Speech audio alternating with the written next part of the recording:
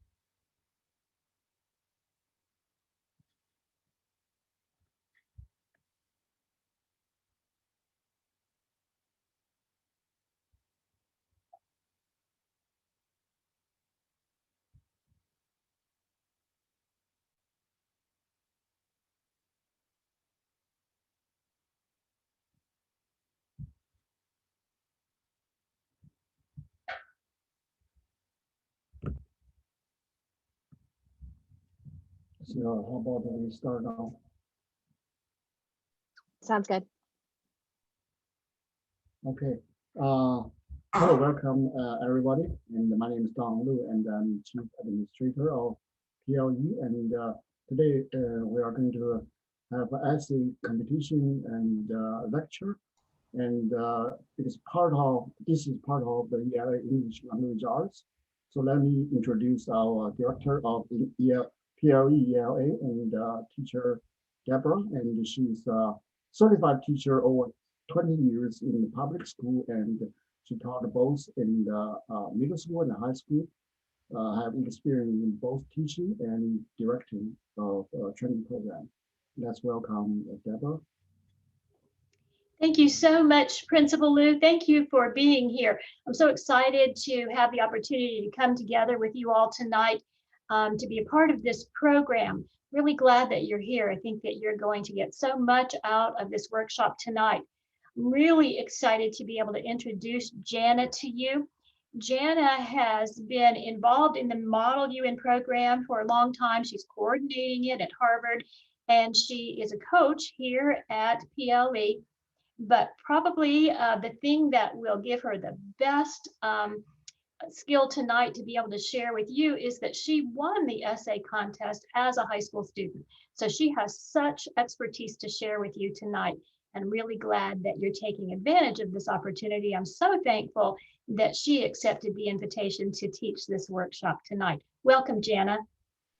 Thank you so much for that, Deborah and Principal Donglu.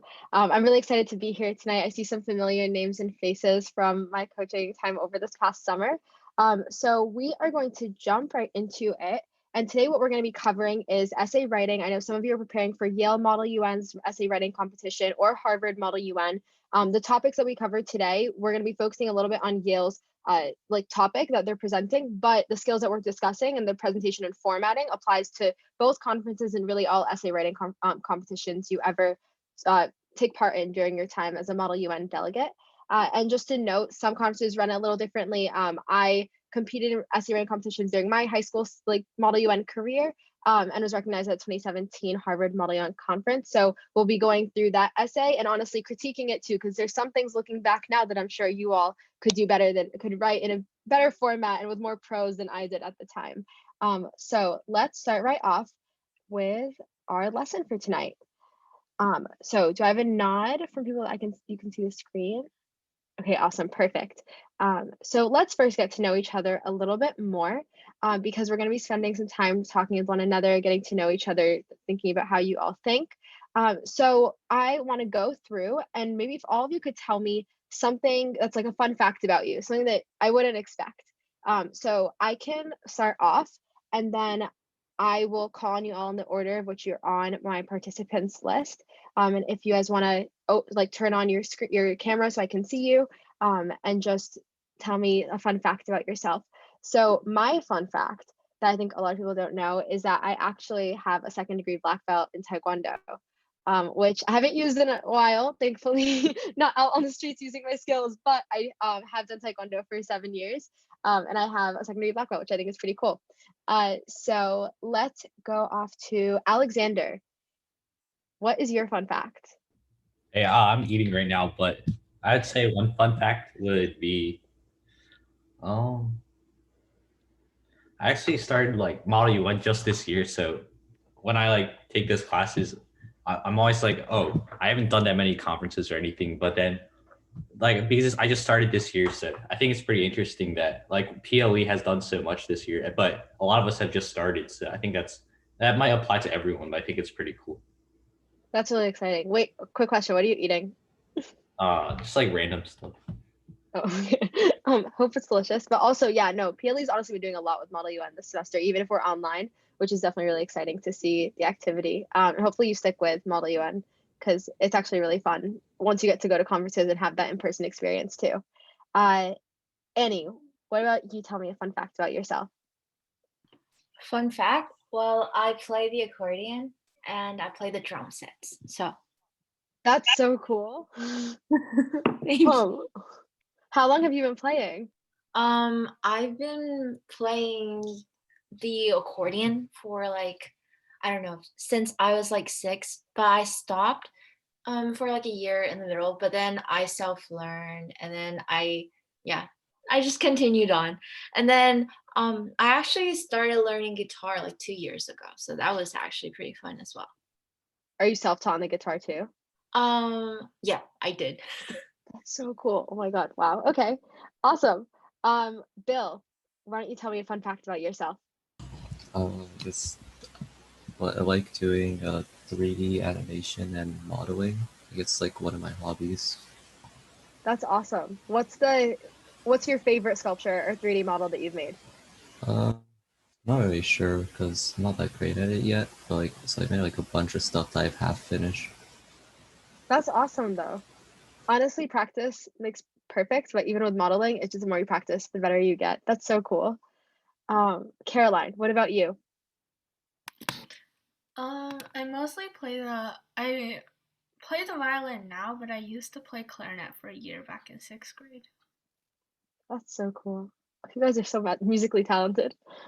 Claire, what's a fun fact about yourself? I'm a figure skater and I've been skating for 10 years. Oh my God, that's awesome. Do you feel like you can skate better than like you can walk or dance?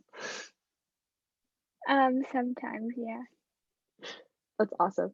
I don't even know how to skate on ice, so that's super impressive. Dorothy, why don't you tell me a little bit fun fact about yourself? I guess I really like to draw. What do you like to draw? Is there certain things or is it across the board, anything? Could be anything, but like mainly people. Yeah. That's awesome. Jackie, tell me a little bit about yourself. Fun fact. A fun fact is I've been playing violin for 9 years. That's awesome. Do you really enjoy doing it? Do you practice every day? Yeah. That's awesome. Matthew. Do you go by Matthew or Matt?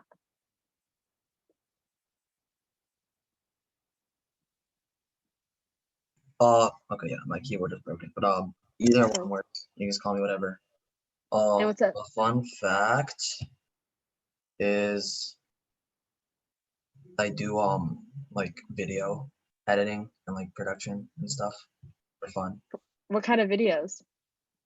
Like I've been like learning After Effects to like do like animations, but then like coming spring or like whole spring, yeah, like second semester, I'm gonna be learning like you know how like in those documentaries they have like the names slide down and like the special effects and like color yes, yes. yeah, like changing colors of backgrounds for stuff to stand out like that. I'm gonna be learning that through Premiere So Pro, cool. and then I'm gonna be like doing Photoshop in my free time, and hopefully I can use all three to like make something cool. That's so cool. That's awesome. Nicholas, do you go by Nick or Nicholas? Which one? For me, either is fine. So like I don't mind calling me Nick or Nicholas. And like a fun Okay. fact about myself is that I took German during middle school, so like I kind of like have like a 2-year grasp in it. That's really solid. Wait, can you introduce you? Could you say your fun fact in German? I'll try. It's been a long time, but since I'm in Yeah. high school now. But hallo, ich bin Nick und ich habe 2 Jahre ausgemacht Deutsche gebiet. I think. That's so cool. That's so, I mean, I wouldn't know. That's so cool. That's awesome. Very cool. Okay, Noreen. Fun fact about me is I did dance. I still do dance for a really long time. That's what kind of dance? Mostly ballet, but I've done other styles. That's really cool. And I see a guitar in your background. Do you play guitar too? Yeah, I play guitar and violin. You guys are so musically talented. It's insane. Okay, Steven. I'm Steven. One fun fact about me, I'd say, is that I can solve a Rubik's Cube at a relatively fast speed, around like 20 seconds. He said 20 seconds, relatively fast. No, there's objectively very fast. Well, That's yeah, compared to awesome. others, it's not too fast, but I guess it's pretty good. I mean, depends on who you're comparing yourself to, right? So if you compare it to Yeah. me, that's very fast because I've yet to solve one ever. So that's awesome. Swen Hong, let me know if I pronounce it correctly, and what is your fun fact?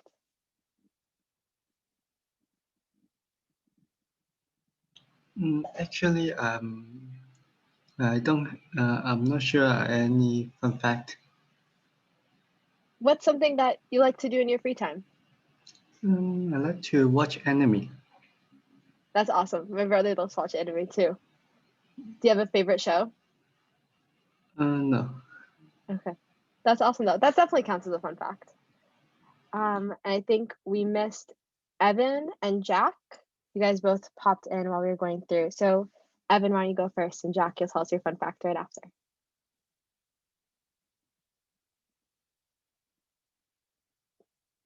Evan.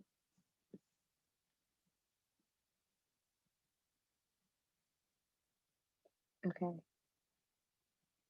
Jack, do you want to tell us your fun fact? I'm not really sure about what my fun fact would be. I mean, I guess I have a Minecraft speedrunning personal best of like, I think it was 32 minutes and 37 seconds completing the game or something. Wow, that's really impressive. My brother made it his quarantine mission to teach me how to play Minecraft. So I now sort of have an idea of what that means. That's awesome.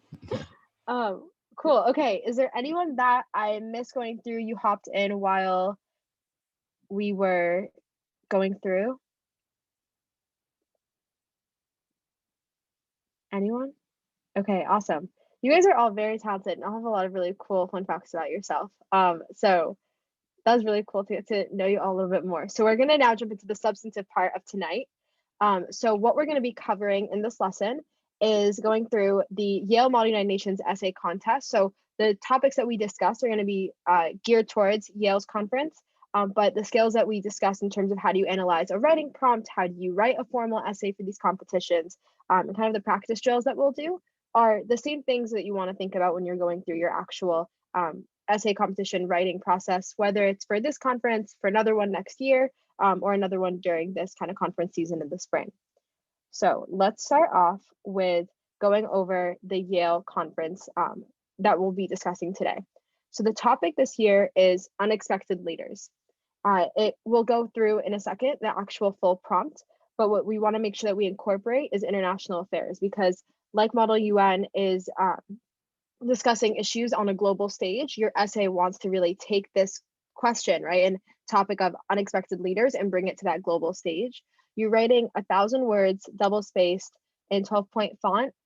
Honestly, that's roughly about like 2 pages max, depending on the words that you use. So it's not super, super long, and it's due 2 weeks from now on January 8th. And this is the link that you can access the topic and information for the essay contest at, but we have the topic right here. So does anyone want to read this prompts for us? If you want to just raise your hand. If not, I'll randomly pick someone. Okay, someone's raised their hand.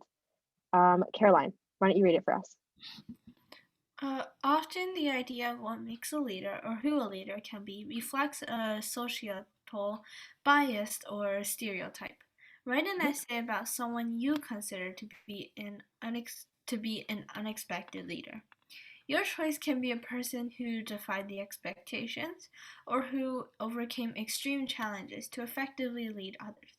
Elaborate on why he or she is unexpected and why he or she should be considered an ideal leader.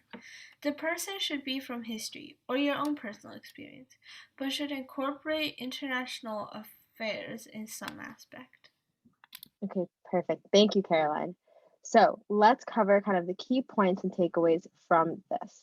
So we are talking about a leader who is considered unexpected, but unexpected isn't fully defined. So you are going to get the opportunity to define what makes this person unexpected, what skills did they have that helped them rise to the occasion and effectively lead other people.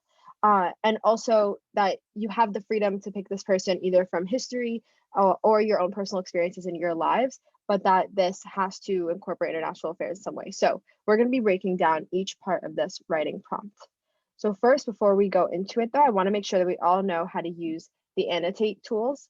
So on your screen, there should be a little green bar that says like Jana is sharing screen. When you go hover over it, you'll have the options. It says mute, stop or start video, participants. One of the buttons there is annotate. So if you all could click that annotate button, it'll give you a form. It'll have just a little bar pulls up and you have a mouse, you can select, you have the option to write text, to put a stamp. So if you all could show me that you're able to do this by putting a yellow or a green, whatever color, pick your color, but a check mark on, okay, Jack, I see you, perfect. Caroline, Alexander, Bill, Jackie is there. Okay. Dorothy, Claire, Nicholas is drawing his. That definitely works too. Stephen, Matthew, Nick, perfect. Okay. Got a couple more. There's a check on top of the X mark here. I don't know whose that is, but see that one too. Is anyone having any difficulty or challenges with this?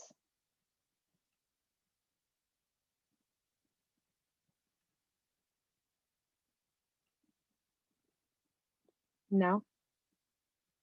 Okay. If you could all, anyone who has any issues with it, if you could just speak now, because we're going to be using the annotate function a lot in the next couple of minutes. Okay, so I'm going to assume that everyone knows what we're doing. So let me clear all the drawings and let us go on to our first open question. So we're going to talk about what is leadership.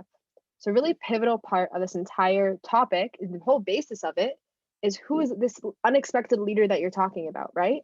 So what is leadership? What does the word leadership mean to you? What does it mean to have a role of leadership or for someone to lead you?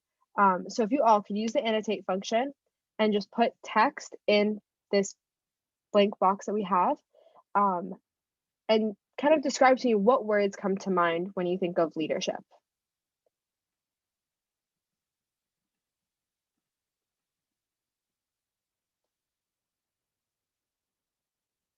Here, I can start off with one, and you all can kind of just put them on here too.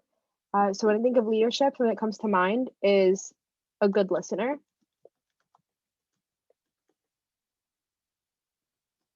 And helps others.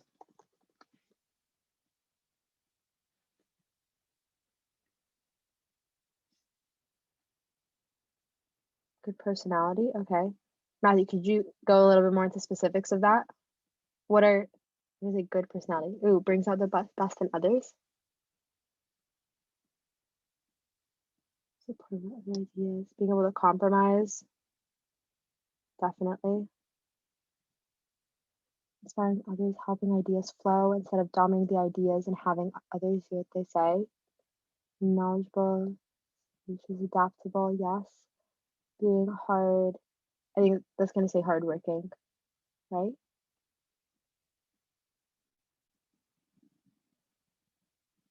What are some other ones that come to mind? What is leadership?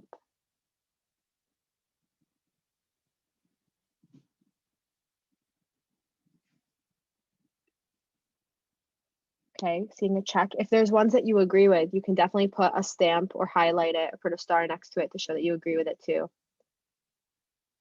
Patience. Synergy. Okay. Okay, Matthew's writing his. Okay, like there's an issue. I can't type like anything more than Okay. like a certain amount of words. I don't know why.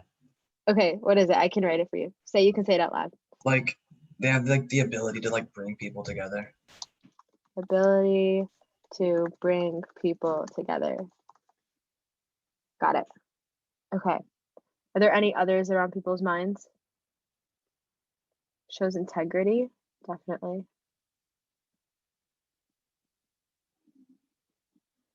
Okay, let's take a minute now. So we have some words on the board. Confidence is another one that popped up. I want you to use a stamp and stamp know themselves and their people. I like that one too. Put a stamp. You can pick the shape, whether you want to put a star or a heart or a check next to the ones that you really like. It can also be yours if you think that they're really important. Annie is giving us a lot of shapes. We got a line, we got a circle. For some reason, I can't like write or type. So yeah, I don't know. Okay. There's something wrong, but it's okay. Do you want me to write what you were gonna put in for you, like how I did it with Matt?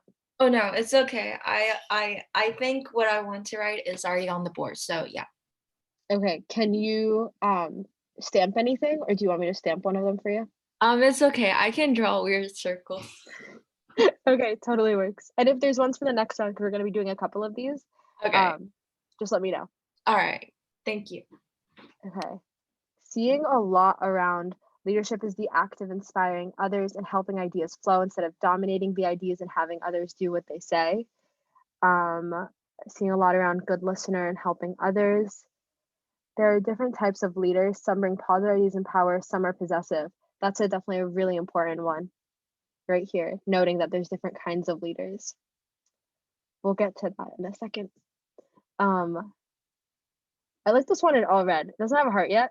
I might just add a star next to it, but doesn't steal all the credit. I think sharing is a big part of it. I like that was caught on here. Seeing a lot of supporting other ideas, know themselves and their people. That's a big one. Patience brings out the best in others. Shows integrity, knowledgeable, adaptable. These are really good. It's awesome. Okay, so here, what I'm gonna do is quickly, I'm gonna minimize the screen so that way your photos aren't attached to the screenshot.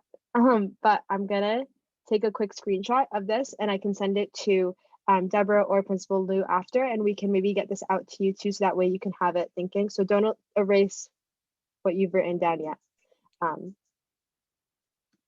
Okay, awesome. So I just took a picture of this one and we can send it out to you guys after the lesson. So that way you can kind of think about this because I'm gonna have to erase the screen just so we can go on to our next activity. Okay, so we talked about what is leadership as a whole, right? And someone noted that leadership can be good or bad, right? Depending on the kind of leader that you are. So let's talk about what makes a leader, what makes someone, right, a leader, and maybe let's think about what are the good attributes and the not so good attributes. So what we'll do is I'm going to draw a line. We're going to have more area for the good leadership because that's what we want to focus on today. But I'm gonna do kind of a jotted line here.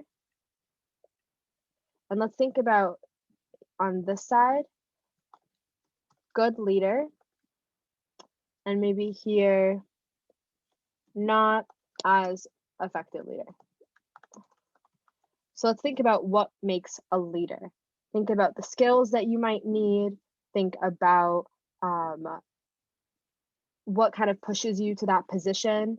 What can you do to make you helpful to others? Things that kind of leaders have to take on. What responsibility do they assume? Are they supportive and patient? Definitely. Encouraging. I like the colors that we have going on. Pushes others to think. Power delling. So we could definitely break down that one more.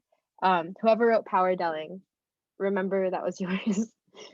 So because I'm going to ask you later to explain what that means. Listener and encouraging, definitely. Good leader, technically bad, able to influence many of these. Okay, whoever wrote that one, I'm going to ask you to talk about them more a little bit too later. Overbearing, okay.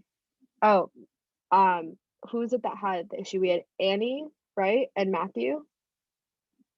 Are there any that you guys want me to write and I can type it out for you? No, I think I don't have anything else. Okay, Matthew, do you have any others that you want me to add? We have a lot of space out here on good leader, so. Not really. Just like what I said from like the last page, and that's it. Okay, so here, what was it again? So we can write it on this side too. Like they can bring people together. Ability to bring people together. Do you have a color preference? We have some different colors going around. Okay, ability to make compromises. So apparently it's easy to be a not as effective leader because we have a lot coming in here about what it takes to be a not as effective leader. Less things on a good leader. Okay. Peaceful, solves drama, sharing credit among others, everyone who contributed, mature, including others. What about responsibility and organization? Do we think that there's like some logistical skills that leaders should incorporate too into their work? Are they able to take charge, right, and be responsible for multiple projects that are moving on? Are they able to kind of finish things on a deadline? Maybe support people when they need the help. Observe people do best in science area of expertise. This definitely has relevance in Model UN. Okay, gonna have another minute if anyone has any final thoughts. Okay. Is anyone typing anymore? Any last ones on your mind? Okay, so let's kind of go over some of the ones that are on here. Noreen is typing. Oh wait, never mind, sorry. I just want to, okay, we're gonna make some space so we can see all of these. Okay, so let's take another minute now and I want you guys to do the same thing that we did last time, right? So let's go through and stamp or circle or whatever it is, the ones that you really resonate with. Let's keep it to, if you're stamping it, stamp it one time. Because I see Alex is really going after the stamping that power delling one. So we can have one stamp per person on each topic, just for the first couple minutes, so I can kind of get just an idea of the breadth that we have. And then feel free to stamp and star in multiple, whatever ones you want to do for other ones. So we can see which ones you feel really passionate about too. But let's just only have one stamp for right now. Okay, seeing some stars, a lot of checks. Okay, which ones are kind of coming out? We have, for a good leader, observing what people do best and assigning them to that area of expertise is having a lot of resonance. We're seeing ability to bring people together, supportive, patient, sharing credit among everyone, definitely. Be able to influence others, listening, encouraging, decisive and tactful. I like that one. That's getting some recognition out here on the board. Okay, not as effective leader. We have some power delling is coming up a lot, shutting down others' ideas, dominating. It's definitely something that we're not a fan of. Does not hold themselves to the same standard. That's a very nuanced one. I like that one. Okay, I'm not seeing any checks popping up anymore. I think we're almost done. Okay, so I'm gonna ask some people to talk about the ones that they put on there that are resonating a lot. So let's start with not as effective leader, and then we'll move into the positives. Okay, so let's see. Okay. Steven, did you write power delling? No, that was someone else. Oh, that was me. Oh, wait, sorry. Okay, I'm trying to like go over it to see if it tells me. Okay, so can you kind of tell us a little bit more about what you mean by power delling for not an effective leader? Usually in MUN, like a power del is someone that's like it's very talkative, almost to the point of being over talkative. Very domineering. Basically, yeah, wants to win only. Focusing on themselves, sort of only putting their own ideas in the reso, or like ideas that they think will help their country or make them look better. Putting themselves first on the sponsors list, stuff like that. Definitely. Okay. Perfect. So I think I just wanted to like talk about that one, break it down a little bit more. So some things you mentioned, someone who's domineering, they focus on themselves, focus on winning, coming up. So kind of having this, they're not thinking about the well-being of everyone. They're just looking at how they can self-benefit. Does that kind of seem like pretty accurate from what you were saying? Oh, yeah. Okay, very awesome. Now, who wrote dominating?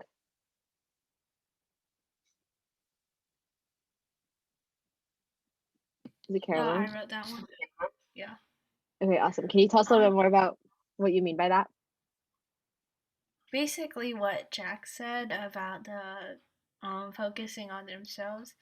Like during unmods, taking all of the conversation like to them and just like talking nonstop, or like in moderated caucuses, just proposing all the motions and like convincing others to yield time, maybe something like that. Yeah, definitely. And when we're thinking about like what makes a leader broadly too, even outside of Model UN, how do you think that dominating can kind of hurt the group as a whole? So the idea of dominating that I wrote is based off this a book that I read, a really good book about leadership. I can't remember the name right now, but basically when a leader is being dominating, the workers, they don't put in their full effort, which means that like the company just keeps losing workers and losing the full potential of workers. No, awesome. That's definitely very nuanced and scripted.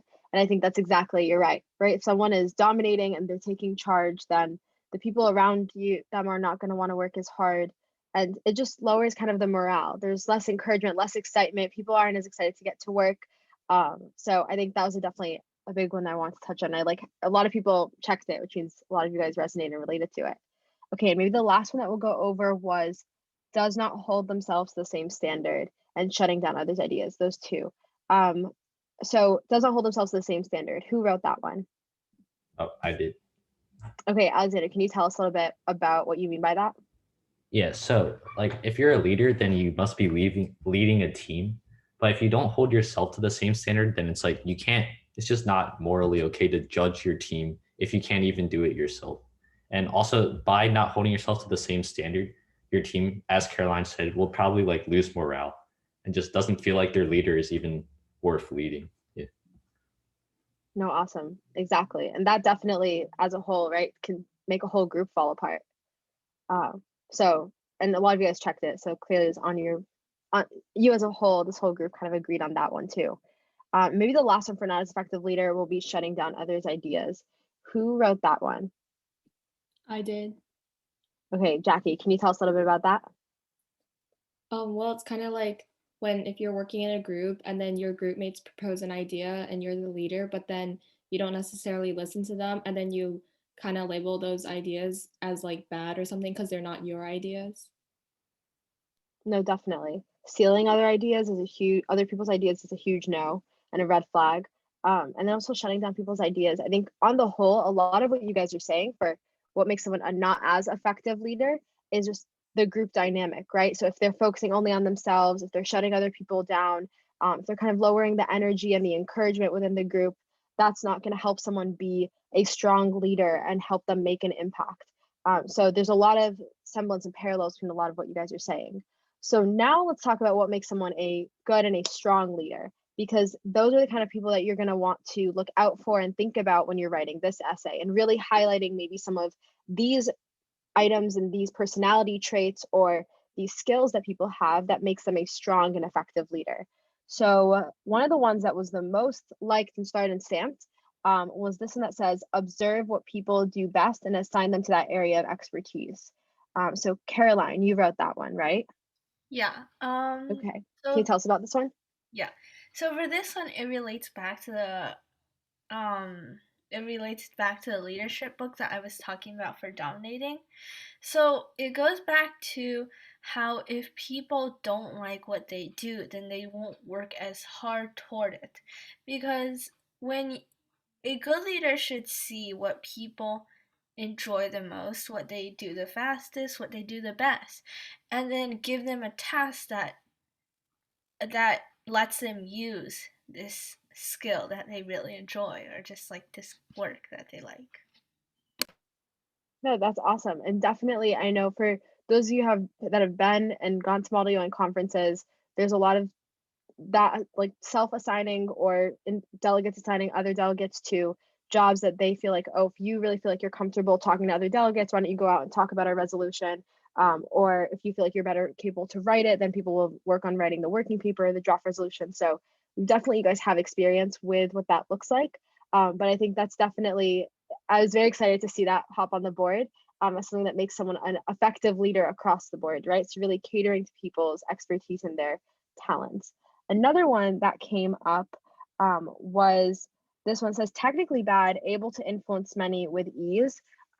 Alexander, you wrote this one, right? Yeah. So can you tell us a little bit about what you mean by able to influence many with ease, but also why you added that parentheses that says technically bad? Sure. So what I meant by the statement is like if you're able to at like a finger snap be able to convince other people like of any idea, so you could think about how potentially dangerous that could be in general.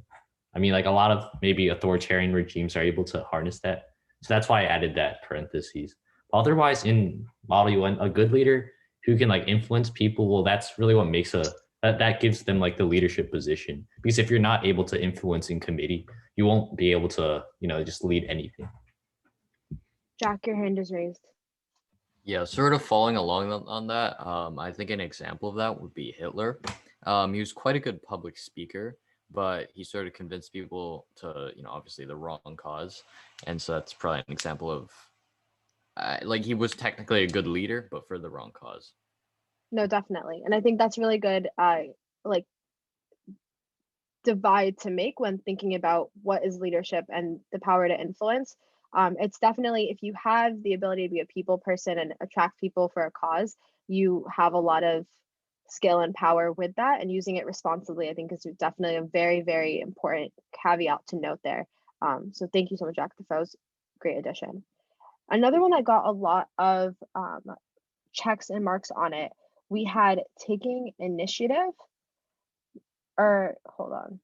Who wrote taking initiative on that one? We have taking initiative and we have including others that both got a lot of recognition. Taking initiative. Okay, can you tell me a little bit about it? About what you mean by that? Well, it's kind of like you're the person to step up before others to lead the group if nobody has like the courage to do so. and you kind of drive everything forward.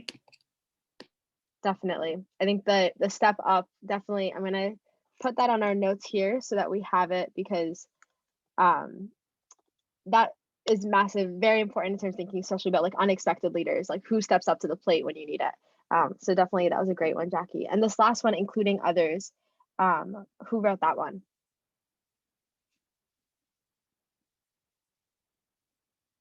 It says Claire on my side.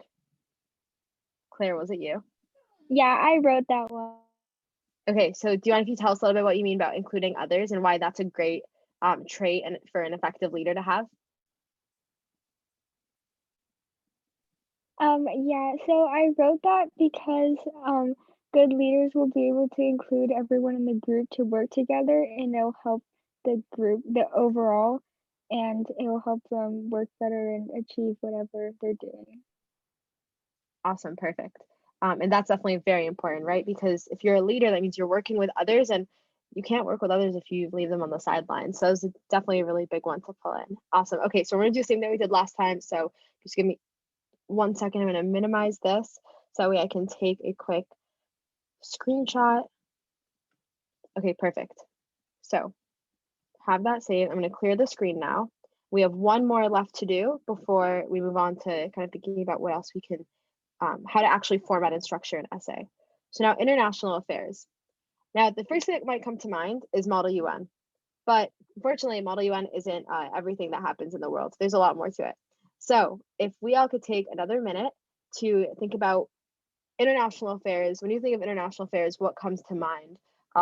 We can put the UN on there because I know it's coming anyways. The United Nations is definitely a big one that you all are familiar with. But what are some things that come to mind? What do you think would qualify as international affairs? You can think about the names of certain people, you can think about topics, you can think about issues. Really, the sky's the limit on this one because it's literally asking you about the globe. Okay, we have transnational conflict, definitely. Politics and alliances, it's a big one. Climate change, trade, these are some issues that are coming up. Yes, definitely. Keep them coming. Tariffs. We see that niche Model UN lingo coming through. Okay. Economics, definitely. Interaction between different cultures. Yep. Foreign service. I'm gonna just move these around so we can have space for everything. Extradition, proxy wars. Yep. Do we have names of anyone in particular that comes to mind when you think about international affairs too?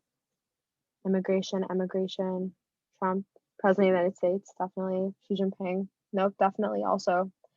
Treaties, Ban Ki-moon. Yep. Still have civil wars.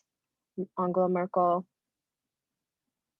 The Queen, UK, Vladimir Putin. These are some P5 countries coming through. I see it. Okay. There's definitely more. Foreign Services, Security Council, definitely. Power countries, non-powerful. Yep. And move these around to share space for everything. Anything else? We have a couple empty spaces here and here. Government, huge one. Yes, definitely. What about, where does all the funding come from when you talk about Model UN? There's some NGOs that are missing on here. Humanitarian crises, World Bank, yes, definitely. The issue of, you can also write down specific humanitarian crises. So whether you want to think about like education, access to water, refugees, immigration kind of touches on, hints at that. We have a lot more. World Health Organization, definitely. Corona, pandemic, very valid. Terrorism. Any more? We'll take another minute or two. Refugees is on there. International flights. Yeah, that's a big one too. Definitely.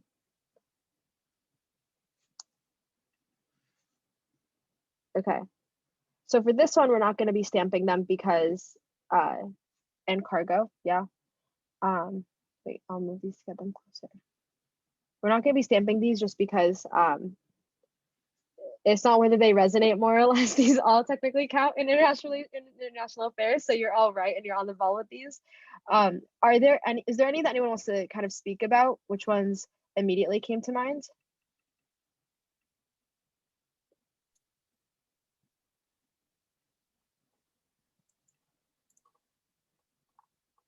Wait, I'm moving one by mistake, sorry. Someone unmuted. You could feel free to go ahead and speak. Well, yeah, I chose like Merkel because she's like a really influential figure in like European politics, and like since Germany has like a huge economy, it's like she's like very important on like the international stage. No, definitely. That's a big one. Yeah, and Anyone else? sorry. Go for it. No, go for it. And I think so relating to leadership, so a lot of the issues and crises, a lot of those are caused by maybe mismanagement by leaders. So I think that's good to consider. Definitely. Also, that was very real. We had one that was right here that went missing. If someone wants to type it and put it back. Because the ones that you guys had, I haven't taken the photo yet, so want to make sure these are all there.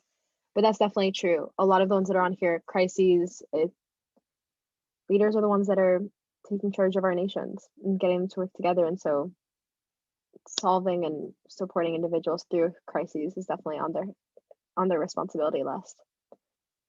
Anyone else that wants to speak to one that they put, or maybe one that they saw that they hadn't thought of? Who put international flights out of curiosity? If you want to speak to that one a little bit. I put it because I feel like international flights play a role in international affairs, because international flights, again, it relates to interaction between different cultures and interaction between different ideas, which could combine to make like even greater ideas. So that's why I put international flights. Definitely. I thought that was an interesting one, especially so it's something that honestly wouldn't have come to mind initially, and I really like that made its way onto the board. I see here Nicholas put down treaties and immigration and emigration. If you can maybe tell us a little bit about why you added those two onto the board too. Well, I think I only put like treaties, but I chose treaties because they're very important as they're like kind of bilateral affairs, and like they show like how important diplomacy is and how diplomacy has shaped our modern world. Definitely. That's awesome. I saw it when I made it. I was like, this is very on the ball. You got it right on the nose. Awesome. Okay. And we have a variety of leaders that are on this board. So we have some presidents or prime ministers, heads of state, looking at Vladimir Putin, looking at Trump and Merkel and Xi Jinping and Kim Jong-un. But we also have Ban Ki-moon, who is the former Secretary General of the United Nations. And so I think it's interesting the variety of leaders that have made their names have made their way onto the board, and also how many like from what countries they're from. We have a lot of P5 representation on the board too. But awesome. So international affairs obviously isn't limited to these. I'm going to take a screenshot here too again, so that way you guys can use this when thinking about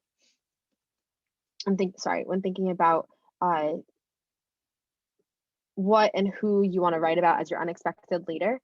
But definitely when it comes to international affairs, the sky's the limit. You're really just talking about the globe. And so you'll be discussing a leader who has had an impact, and you can tie it into international affairs by tying it through a crisis. Let's say you decide to talk about someone who has done a lot of work with refugees in a specific country, and then you can tie it to international affairs and say, this ties to the global effort that is in place to support refugees, as we are currently facing a larger amount of refugees than really we've seen in modern history beyond this moment. And so thinking about how supporting people in a locality actually ties into the international and global efforts. But you could also talk about someone like, Greta, what's her, Thunberg, got it. I was like, I know her last name, Greta Thunberg, right? And so if you talk about climate change as an unexpected leader, someone who was just going to her like city or state office, sitting outside every single Friday and striking and missing school and protesting on those days, who has now become this global leader and globally recognized. So when they bring in international affairs, it's your choice how you want to do so. So don't understate and undercount those local leaders that are making a difference, because a lot of what they're doing will definitely tie to this international effort and stage that is going on. But you can also talk about leaders that are at the international stage as well. So that was awesome. I'm going to clear our screen. We're going to keep going through with our presentation, but you guys had a lot of really great ideas, a lot of very nuanced thoughts that are coming out. So I really appreciate the thought that you're putting into this. Okay, so now let's just cover again what our topic is, what the topic is that you're writing about. So you have a person who's defied expectations. They have overcome extreme challenges and they are leading others. What makes them unexpected? So really emphasizing that this person, maybe you typically wouldn't assume that they would come into power in this way. What kind of chain of events took place that put them in that position, and they really kind of stood up, right? And so I don't remember who mentioned it earlier, but kind of stepping up to the plate right when you're needed came up as something that we talked about with a good leader, and that definitely comes up here when thinking about who's an unexpected leader. And what skills and abilities. So we're gonna be sending out the slides afterwards. That way you can look through them again, think about an individual. Maybe there's someone already on your mind, or maybe you're gonna do some research about a global issue, maybe in your local neighborhood. Or I know if any of you have family or friends that are living overseas, thinking about like, okay, who is someone that's maybe making an impact there that ties to this global impact, this global effort. So there's many ways that we can tie it in, and we'll be sending those out to you after, so you can look through them. So before we go into planning essays, actually, I want to go back for a minute and just give you all a minute or 2 minutes to just jot down any names or any topics or anything that's kind of stuck to your mind right now. So we're gonna have silence just for 2 minutes until 6:54 p.m. Eastern time. But just to give you guys a chance to write down anything that's on your mind. Maybe there's a name of a leader that's on your thoughts, or there's a topic that's in your head that you want to just write down. So just give you a minute to write that, because we're going to kind of flesh out that idea a little bit more as we talk about formatting.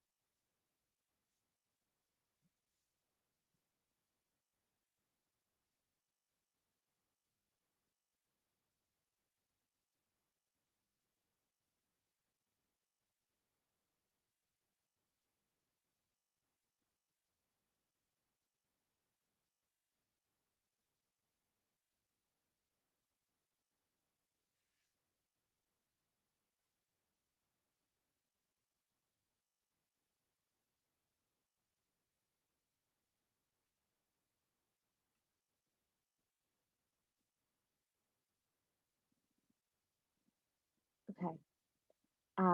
Is there anyone that kind of wants to share anything that's come to mind? Anyone that they're thinking of?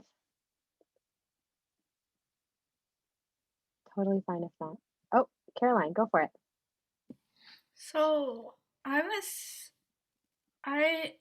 don't know, but for a few, kept having the National Breast Cancer Foundation pop up in my head, and I just did a bit of research, and it turns out that the founder founded it in 1980, where at that time it wasn't much diagnosis, and like after she survived, she decided to.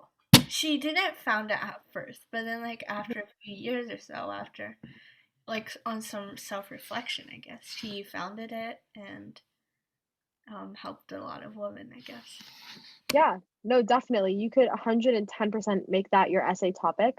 And you can flesh out the idea and how you bring it to international affairs more, but also like women around the world suffer from breast cancer. So that would be a very easy tie-in to the international affairs discussion.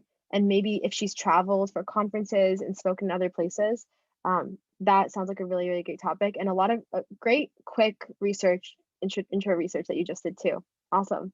Okay, Nick or Nicholas, you have your hand raised too. What have you been thinking about?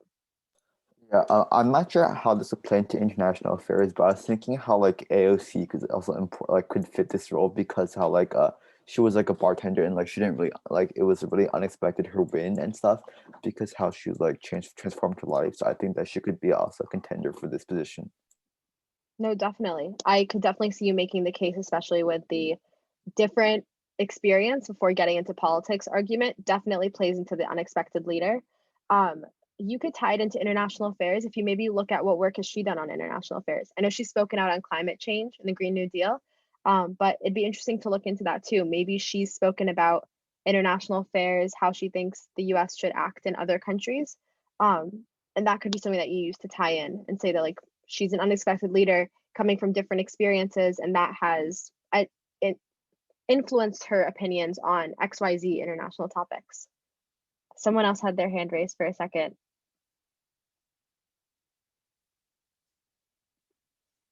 Jackie, you raised your hand for half a second. Do you want to go? Okay, well, I lowered my hand because I'm not sure if this is actually gonna work, but Hitler, and he was not exactly a good example of a leader, but I thought he kind of fit the description because Germany was in like a bad time and he wasn't exactly a figure of importance beforehand, but he still rose to power. Okay. I think in the technicalities, it does fit as an unexpected leader. Obviously, it's your choice. Knowing history, right, and the influence that he had and the negative impact, my honest opinion would be like maybe a little hesitant towards using him as the example because you're going to have to go into details about the influence that they've had. You could spin it around and say that like to some degree this is like what led to the founding of the United Nations as a whole in the first place because the UN was founded post World War II. But I would be very hesitant just knowing the figure that he is and the negative impacts and frankly like genocide that he led in the world. So yeah, I think be a little bit careful on that one if you were to decide to pursue it. I'm sure there are other, don't decide so early, if that makes sense. Because I don't want to say no, but also just being knowledgeable and like conscious of the impact that that holds. Okay, I see Alexander and then Catherine. Yeah, so I don't actually have a person in mind, but maybe one thing to consider is that you could also define an unexpected leader as just a person who doesn't actually have an official position, like Greta Thunberg, for example, but they hold a lot of influence, not through their position, but like through their own actions and stuff. So looking for someone who maybe has international affairs like in their back pocket, so they're not like a leader of some P5 country, but maybe they're a leader of like a third world country that has done a lot. Definitely. And I think that's a very nuanced way to look at it. And there's a lot that you can do with that one. So I think you're on the right track, even if you don't have a person just yet, Alex, you're on the right track to finding someone. I think sometimes those niche like individuals that you find can sometimes inspire you and write a really strong essay too. And Catherine, you had your hand raised too.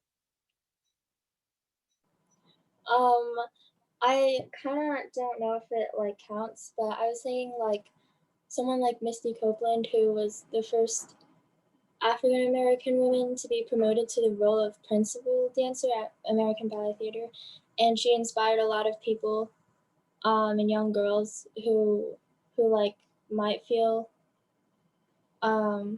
discriminated against because of whatever reason to like pursue their dreams. So yeah. That would be awesome. I definitely think that you could write a really great essay with that one. And you could also pull on the history of dance. Dance is a global phenomenon that people dance all over the world, different cultures. And there's ballet studios and companies and productions around the world. So you can definitely, there's a lot of potential in that one too. And I like that some of you are thinking about kind of the more, international affairs, diplomacy, and some of you are thinking about, how does this impact maybe some of the hobbies that I do or ways that it's impacted me personally and my family. So that's awesome.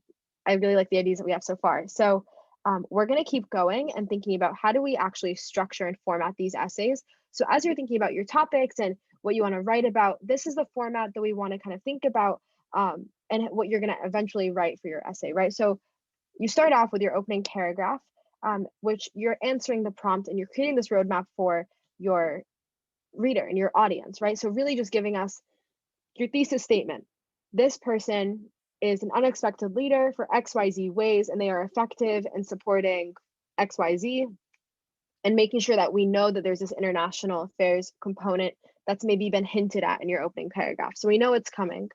And then you go to your body paragraphs. And this is really where you want to give us the meat of your argument, right? This person is unexpected because of XYZ. This person is an effective leader because of ABC skills. And then when I say XYZ and ABC, those are just like making sure you all know that this is just like filler words, right? So you would list 1, 2, 3 ways that this person is unexpected, 1, 2, 3 ways this person is an effective leader, and maybe 1, 2, 3 ways that this person has made an impact or what they do resonates at the international stage. And then your closing paragraph, you're going to cover everything that you went over in a brief summary and really end with this global statement. You want to end with how this person, this individual, has created a ripple effect or an impact or an influence around the world, or influence something that is part of this global effort. There's a lot of creativity in ways that you can end your closing note with, but you really want to hammer in that global statement, because your closing paragraph is what your audience is left with. It's the last taste in their mouth as they kind of think about your essay. So let's go over each section a little bit more detail. I know you guys have experience with this. All of you have done PLE in the past. You're all planning and prepping. And a lot of this is really similar to the position paper information and background work that you're doing too for your conferences and your committees. So planning your opening paragraph, you really want to make sure that you are hit it on the nose, answer the prompt. So our prompt for Yale is unexpected leaders. What makes them unexpected? What makes them effective? And how does what they do tie to the international and the global stage, right? So you want to make sure that you catch their attention in the beginning. You can use a quote, you can use a question. Really try to be creative with it, because a lot of times that extra effort that you put on your intro, it'll catch their attention. And I'm going to be fully honest with you. You're going to this conference and there are thousands of students that are going to these conferences, right? How do you make sure that your paragraph stands out of the hundreds that this person is reading? Having that really interesting introduction is going to automatically hook them in. If you get them in with those first 2 sentences, you're golden, right? Then you have a brief explanation that you're setting and explaining what your essay is going to be about, and your thesis statement is really the last point that you want. So if you're doing a leader who is recognized in the world, like a prime minister or a representative, someone mentioned AOC, right? You can say their name and their title, what makes them unexpected, what makes them effective. If you're doing someone who's maybe an influencer, you could talk about their name and what they influence, or what organization they run, or the effort that they're supporting, whether you're focusing on the National Breast Cancer Foundation or you're focusing on Greta Thunberg and climate change. You have a lot of flexibility there. But your thesis statement is really the meat of your argument, right? Really saying, this is my unexpected leader. This is why they're unexpected, why they're impactful and they're effective, and how they tie into international affairs. And those kind of 3 key points are really what's going to kind of drive your body paragraphs and your argument through.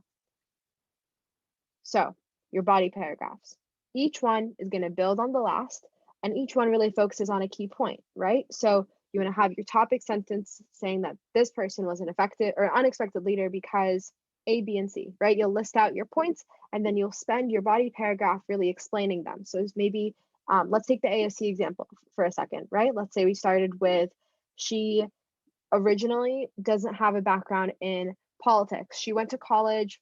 I don't think she studied government or politics, but she went to didn't study government. She worked as a bartender, and then she went to, I only know this because there's a documentary on her that I watched recently. This isn't just niche information off the top of my head, but she then went to a protest and got really interested in government all of a sudden, decided, hey, you know what, I'm going to run. And that's a really unexpected story that comes in. Or the woman who founded the National Breast Cancer Foundation, right? She suffered from breast cancer at first, and she thought about it. And what was the reflection that led her to say, you know what, I want to start a foundation, really push for this at the national stage, which is a big step to take. So thinking about, okay, what is the information that I'm going to put here? And then ending with your transition into how this makes them an effective leader, what role they have, the skills that they're using, thinking about what we wrote down for what makes a good leader. Are they able to bring others together? Are they able to communicate? Are they able to delegate jobs and responsibilities? Really focusing on that for maybe your second paragraph. And then your third paragraph will talk about what this has to do with the international stage, right? So if it's someone who's done work with refugees, how this relates to the refugee crisis around the world, climate change, how it relates to the climate change crisis around the world, breast cancer applies to women around the world, right? What are some statistics you can pull in, evidence to support your point? You really want to make sure that each paragraph kind of builds on the last. You have a topic sentence, have your information, your evidence, your analysis, then a transition sentence, and you go into your next paragraph. Then you repeat again, topic sentence, evidence, meet, analysis of your paragraph, transition into your final body paragraph, right? Because you really want to aim for around 3. And then you go for your topic sentence, meet, body, and then transition this time into your conclusion. And make sure that you're really using evidence, using some action verbs. The sources are your friends. Great, using instead of the word great, maybe describing it a little bit further, saying effective, strong. If they wrote a complicated piece of legislation or it was a complicated process, you could say it was elaborate, or they needed to have a variety of skills and maybe describe what those skills were, right? So really kind of going into detail to give as much evidence and support for your claim as possible. And always making sure that it's tying back to this kind of thesis that you made, right? Each body paragraph should support your thesis and go back to your main point of the whole essay. And then your closing paragraph, right? So you've gone through your body and your evidence, you're hitting now your closing paragraph, wrapping it up. What is the point of your essay? You want to give us kind of a different flavor, but the same point of your thesis, and say for these reasons, right? Or you don't want to say like in conclusion if it's the first sentence of your conclusion, because you can use spicier wording than that. And I know you all have great prose and like writing skills here. So, but thinking about the conclusion as where can you restate why this person is unexpected, effective, and how they tie to the international state. You want to review these points, make sure that you leave them, especially with that global emphasis, right? So how does this tie to international affairs? How does this tie to the global stage, the global effort? And where does this person leave us? Do we have a better future? Do we have let's say with National Breast Cancer Foundation in the United States, did that now create foundations around the world that are replicating the work? Maybe if you saw it like the case of the first African-American ballerina in the United States, what ripple effects did that have for ballet companies around the world? Do we see more hiring of Black and African-American like ballerinas? We also see, I saw this one recently, but they have like the ballerina like slippers, the shoes that they wear. Maybe they're now available in more colors than just like the light pink nude color. Now they have them in different shades of skin color, which means that more people are able to wear shoes that match their skin tone. That's a huge impact that she could have. There's a lot of ways that you can take this to the international arena, whether it's through global humanitarian crises, or whether it's through like economic new products, creating organizations inspiring change around the world. So there's a lot that you can do, but you really want to emphasize that you're ending with this global point, right? So what is this person, what's the ripple effect and the impact that they've made? So when you write it, you want to start working with your plan and the writing prompt. So we've gotten through that, right? We're working with the prompt that we have. You guys have some starting ideas on what you want to emphasize, what you're thinking of, whether it's a leader who has a title or an influencer, whether it's someone on the United Nations level, or whether it's someone who's doing organizational nonprofit artwork on a different stage, then you want to write it down. So the first draft that you write, honestly, you guys can probably tell I talk a lot, I ramble. When I first write things down, it's usually over the word limit, and it usually is not a very neat structure. So just write down your ideas at first. Don't worry about it sounding correct. You have all these ideas, get them down somewhere, whether it's bullet points. I personally like to use my notes app, and I'll just start writing bullet points of everything that I want to hit on. I know someone that likes to use Word or Google Documents. My brother likes to use Google Slides. Everyone has their own way of like kind of imagining and putting their thoughts on paper. Also sticky pads, like notepads, actual notebooks always work, but just write at first. Get all your ideas out on paper, and then you can kind of flesh it out. And make sure if you are searching anything up, so I think Caroline, you said that you did some light research, make sure that you keep those sources and you want to cite them in MLA format. So I can show you an example, and in the example essay, there are some examples of like MLA formatting, so and how you'll be using it. But you want to make sure you keep all your sources, because citations are super important. And unless it is an idea that you yourself had and made in your mind and wrote, then you want to put it a cite, right? If you're writing a statistic, make sure you cite it. You don't need to cite like their name because that's public information. But if you're looking at an organization's website, articles, anything like that, websites, make sure you cite it. That's super important. Okay, before we go into the example essay, do we have any questions about the structure so far? It can be, or this isn't about the structure, but this is about like the person we pick.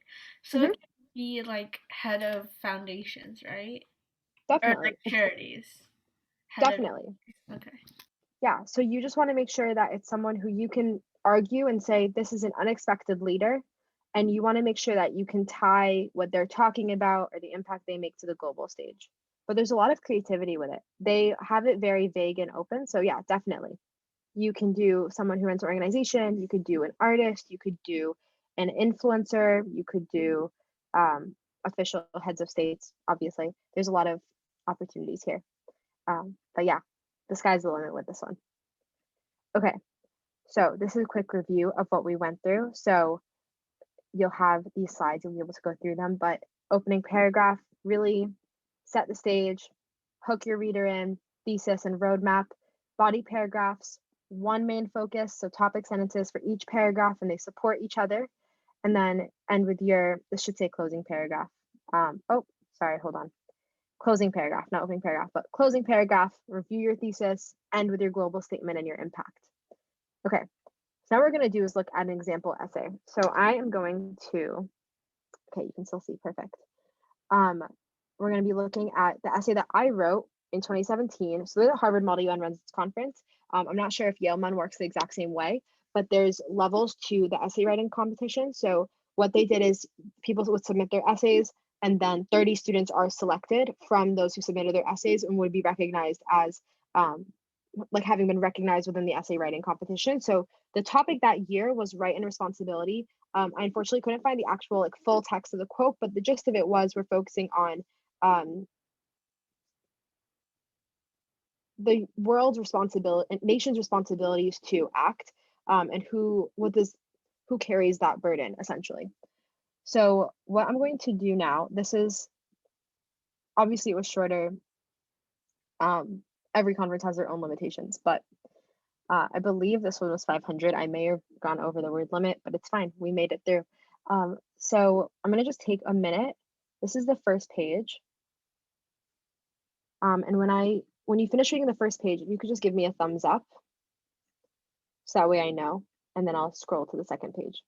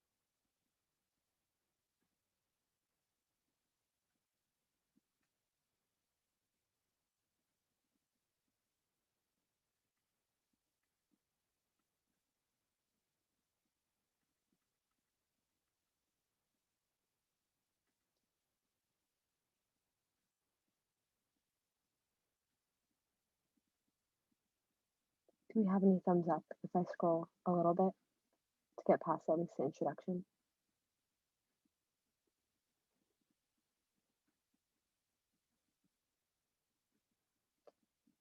Let's scroll a tiny bit. Okay. So you can start to see almost the conclusion.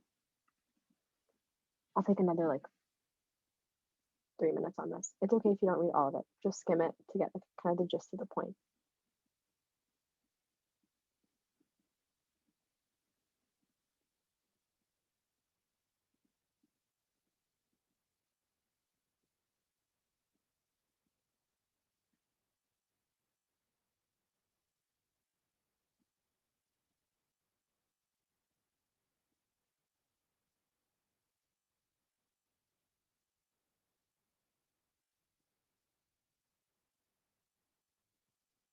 Okay, I'm gonna scroll a tiny bit down just so we can get to where the conclusion is. And it's okay if you don't finish reading it. I can explain the key points.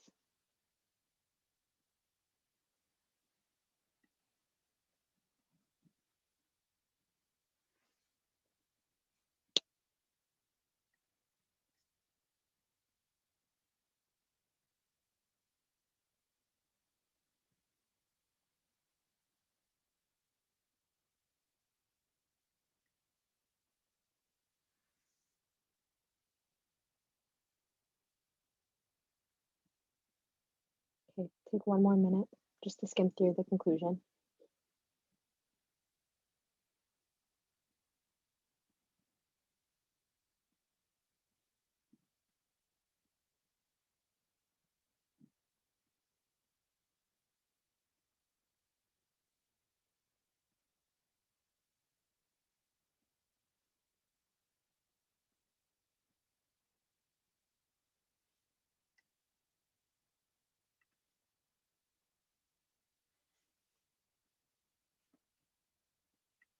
That's a very generous clap, Caroline.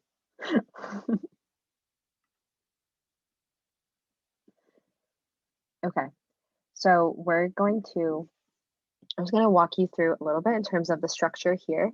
We're gonna be going to our handy dandy annotating, so that way I can highlight some things. Okay. Can you zoom in a bit? Yes, I can definitely can. Is that better? Yeah, much better. Thank you. Okay, so the feedback that I got, I'm gonna be fully transparent with you.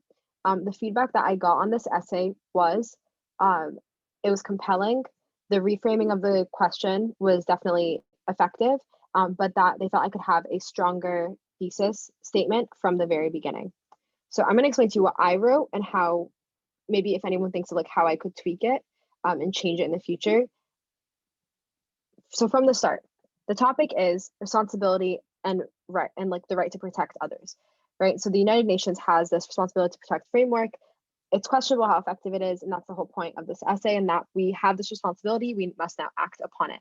So the thesis that I wrote, it's not the greatest thesis, is, hold on, from the word and until here. Now, it's technically a 2-sentence thesis.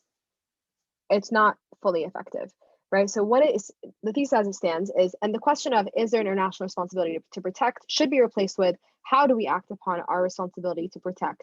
Thus, it is inferred that there's an international responsibility to protect. So what it's saying is, assuming that we change the question to how do we act, the focus is then not if there is a responsibility, but the fact that that responsibility already exists and how can we effectively move forward. And the rest of the essay essentially talks about how we have this responsibility, where it's being like, what are the gaps? And the conclusion is really saying we need to act on this to prevent genocides happening again in the world. Now, this thesis is not, it's not top notch. To be honest, I think all of you could write better essays than this was written. And I think if I had someone to just like to look over my essay one more time before I submitted it, they probably would have caught this. So that in mind, it's a solid point and definitely a creative thesis to start off. That's the goal that you want with your thesis when you're writing these essays. Think about the question they're giving you and don't just answer it straightforward, but how can you kind of tweak the question that they're asking. What's an extra level that you can find there that maybe someone else writing an essay isn't going to think about, right? So they asked responsibility to protect. I could have written a lot of students definitely did, wrote an essay about how we must protect our fellow nations and peoples because we're supposed to help each other with getting 100% education, access to clean water. But if you're able to kind of find a tweak here and say, the discussion of do we have a responsibility to protect has already been had. It's complete. The United Nations has decided we do have this responsibility. The next step really isn't should we have this or not. The next step is really should we act upon it, and how do we act upon it? So kind of thinking about that shows one that you have creative thinking skills, and also that you have a level of Model UN knowledge that definitely will make you stand out. So does this thesis do the point? Yeah. Like do its job? Yes. Could it have been better? Also yes. Then each paragraph focuses on different topics. So this one talks about the impact of questions of sovereignty and respect and how it inhibits action. So saying that this whole paragraph is really emphasizing that if we keep asking, should we be responsible? Should we be responsible? We're stopping action from happening, right? The second one is about how using the example of Sudan as the transition here, it's focusing on, we have a transition sentence here, which tells us that really we should have neighboring countries in the international community should be stepping up to this responsibility. And what does sovereignty actually mean? And a lot of you know sovereignty is kind of like this buzzword that comes up in Model UN.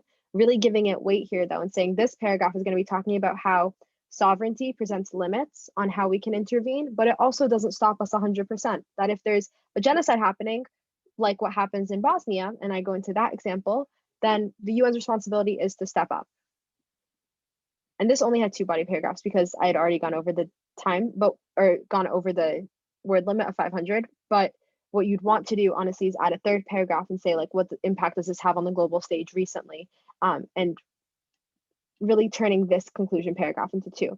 And then this concluding paragraph really just emphasizes our closing thought is action, right? So to act, the UN must have, I would fix this wording, but to act, the UN must have a reasoning, this being that the UN works for protection of citizens of member states, and it must act upon that responsibility, right, to prevent further genocides from occurring. And I list various examples, and how we are all united by this common goal. So that's kind of the way that you want to end all your paragraphs. Make sure you really emphasize this common, universal, global community, and why the topic carries resonance, and why what you've discussed carries resonance to the global stage. Does this kind of make sense going through this essay, what the structure might look like? Any questions on its formatting and structure? Okay. And MLA formatting is this, you can honestly just Google it, but essentially this is what the formatting looks like. So it's the title of the page in quotes, and then the source italicized, and then the rest of the information is essentially the date of when you accessed it and when it was published. Caroline, what is your question?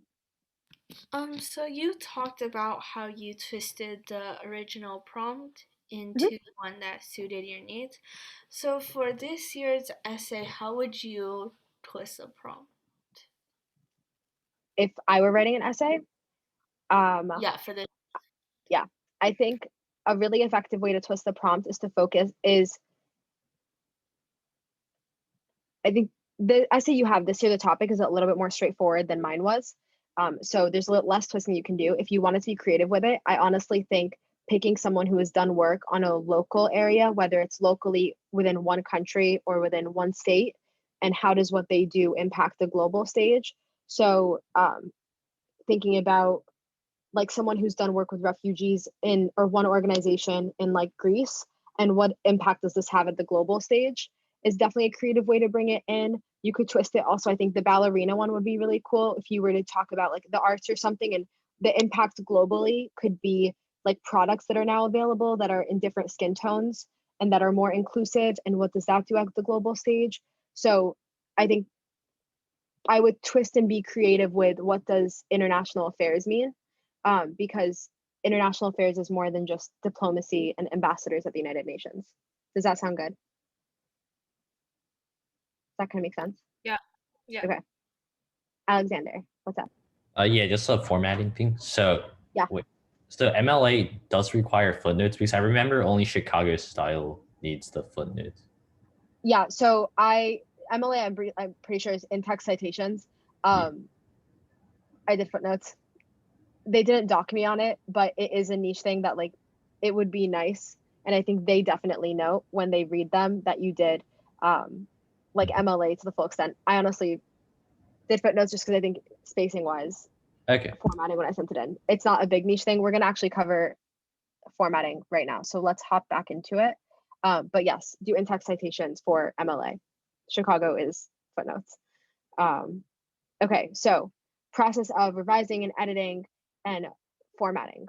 So first you go through, write down all your ideas, then you format it into this essay, write a full text, around 4 to 5 paragraphs, depending on how you hit that 1,000 word constraint limit, and try to stay within the limit. It's not always the best idea to go over because sometimes it does hurt you and bite you in the back. I got lucky, but stick within that 1,000. Write it all out and then revise it. You want to make sure do you fully respond to the prompt and do your details and evidence support you? And then if you're over the 1,000 word limit, how could you refine things to make it shorter and more concise? If you are not under the 1,000 word limit, then you'll be fine on that. But I would highly encourage you to still go over and read it again and take out to be verbs. This is a trick that I've honestly learned. To be verbs like was or is or like going to or going is different slightly, but same general idea. They take more space and they aren't as expressive. So see if you can do Command F, search your document for all the to be verbs, was, is, been, and see if you can swap them out for something that's more descriptive that'll make your sentence a lot stronger. And then going through and edit, and that kind of leads us into editing, right? Using really formal language, making sure you don't have any run-on sentences, commas where they belong. There was a couple of edits that I would go back and make on that essay about commas, spacing, make sure you don't have any double spaces is definitely a big one. So revise and edit it. And then once you have it revised and edited, you want to make sure it's formatted. So this is what your formatting is going to look like. Double spaced, normal 1-inch margins, paragraphs indented, so just click tab or space 5 times. And then making sure that you're using a 12-point black font. You can use Arial, Times New Roman, and MLA. So again, I would definitely search up MLA formatting. Purdue is a good source that I actually always use during high school, and I still go to it now in college. But that would be like the proper MLA formatting. And as Alexander noted, with his keen eye, you should be using in-text citations, not footnotes. So unless the text specifies that, but I looked at the Yale conference and it doesn't say anything besides that. So you should be totally fine using in-text citations, and just make sure to cite everything and add a bibliography at the end with all of your sources. And that doesn't count in your 1,000 words. So with that, that's the end of the discussion in terms of that formal essay, and really just to finally encourage you to really do this, because it might seem like a lot. 1,000 words might sound like a lot and daunting at first, but I promise you, in terms of the long run, recognition for your writing skills is massive. If you're looking to hopefully ascend and run a conference at your high school or your middle school to help other students learn Model UN in your community and start a Model UN club at your school, having recognition of writing skills definitely really helps you in doing that, because I got recognized 2017, helped run my school's conference as like the vice president of the conference the following year, right? Having recognition of writing skills, being able to go to your English teacher and say, look what I did.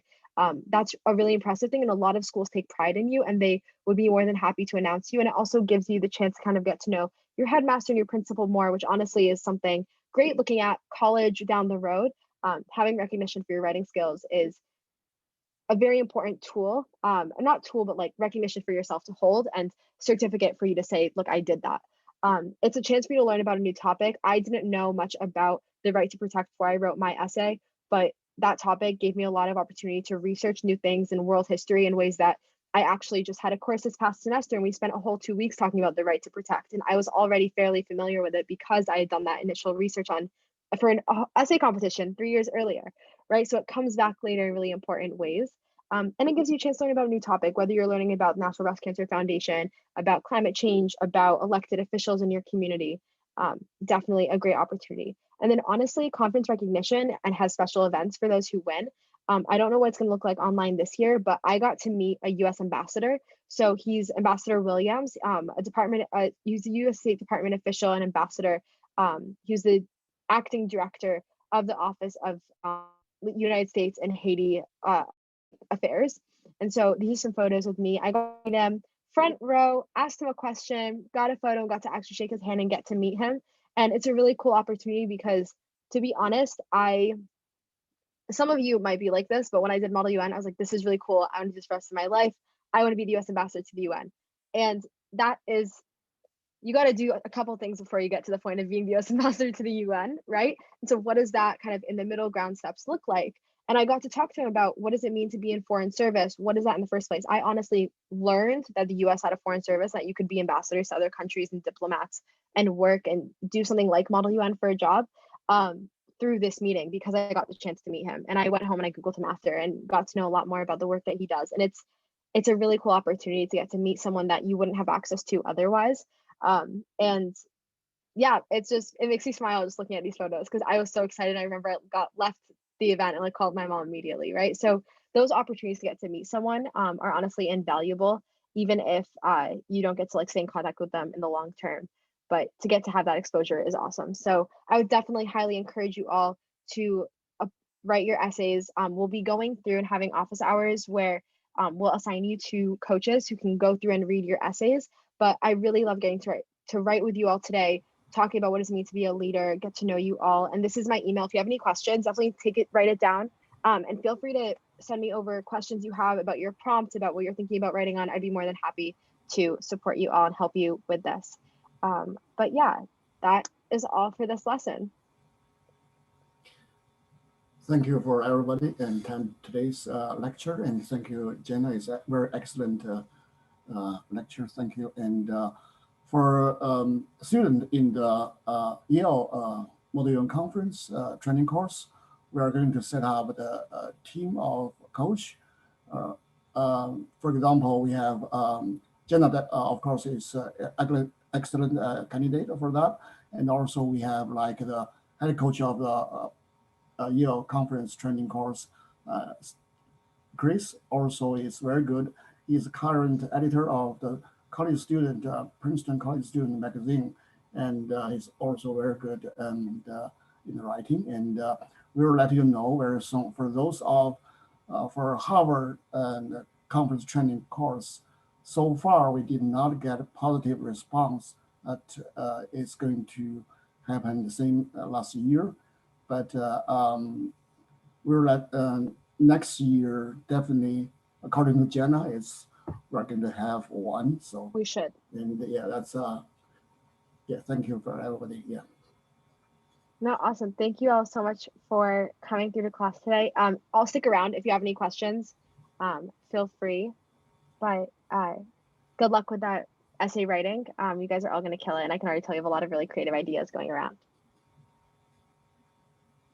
Thank you so much. Bye. Bye. Thank you. Thank you. No problem. Bye. Thank you. Thank you. Goodbye. Thank Hi, you. Caroline. Thank you. No problem. Yeah. I will let you and Chris team up, and yeah, it's I'm gonna send you an email. Do you have access to the email? We said it. Yes. Yeah. I got into my Yeah. PLE email. Yeah. And I think, Yeah. Caroline, you have a question? Yeah, so do most competitive do most competitions or essay competitions prefer footnotes or in-text citations? So it depends what they tell you. So if they said MLA formatting citations, then I would stick with in-text because MLA is in-text citations. If they say that, if they specify like use footnotes or Chicago style or different styles, then do footnotes. I honestly think I probably did footnotes just because it was easier to check the word count, and I was already going over the 500 limit, so I didn't want the in-text citations to take more. But I would stick with what it describes. So for Yale, do in-text citations, and the Purdue OWL is a great resource to give you a guide for how to write those. Okay, thank you. No problem. Have a good one. But yeah, I have the PLE email, so I got in. I'm all set with that. So if you want, just let me know students that are assigned to me, and then I'd be happy to host office hours, Yeah. probably early next week. Yeah, we'll do that. Yeah, thank you. Okay, awesome. Sounds good. Thank you so much. Thank you. Bye. Bye-bye.